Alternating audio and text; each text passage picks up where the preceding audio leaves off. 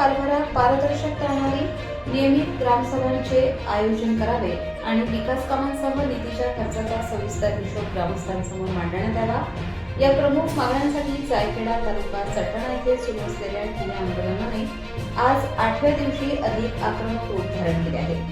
15 August रोजी दुपारी 12 वाजता आंदोलनकर्ते बापूजी गंगीनाथ मोगरे यांनी सुरू केलेले हे आंदोलन अजूनही सुरूच असून या आंदोलनाच्या समर्थनासाठी पुकारण्यात आलेल्या जायखेडा बंदला ग्रामस्थ आणि व्यापाऱ्यांचा उत्स्फूर्त प्रतिसाद मिळाला. प्रशासनाचा दावा फेटाळला. आंदोलनकर्ते भूमिकेवर ठाम. ग्रामपंचायत प्रशासनाने मागणीनुसार संबंधित कागदपत्रे आणि हिशोब सादर केल्याचा दावा केला आहे.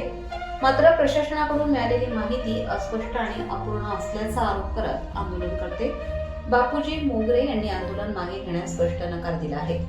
मागण्यांची पूर्ण आणि समाधानकारक अंमलबजावणी होत नाही तोपर्यंत मागे हटणार नाही असा इशारा त्यांनी दिला आहे. ज्येष्ठ नागरिक व प्रहार संघटनेचा पाठिंबा. आंदोलनाच्या 8व्या दिवशी गावातील ज्येष्ठ नागरिक आणि सामाजिक कार्यकर्त्यांनी आंदोलनस्थळी भेट देऊन बापूजी मोगरे यांच्याशी सकारात्मक चर्चा केली.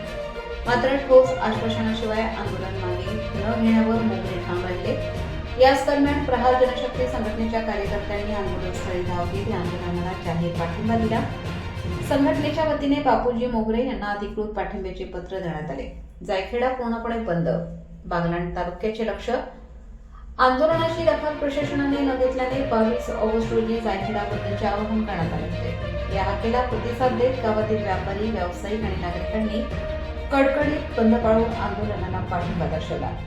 आता ग्रामपंचायतीने सादर केलेली कागदपत्रे, आंदोलनकर्त्यांच्या मागण्या आणि तालुका प्रशासनाची भूमिका यावर या प्रकरणाची पुढील दिशा ठरणार आहे. कायदा व सुव्यवस्थेचा प्रश्न निर्माण होण्यापूर्वीच प्रशासन आणि ग्रामस्थांमध्ये सनदशीर मार्गाने योग्य तोडगा निघणार का याकडे आता संपूर्ण बागलाण तालुक्याचे लक्ष लागून राहिले आहे. बागलाण तालुका ग्रामसेवकना अध्यक्ष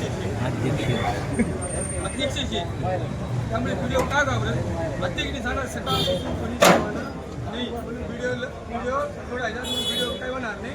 हिशोब घ्या ते बदली बिदलीला काही करू लागतात. अध्यक्ष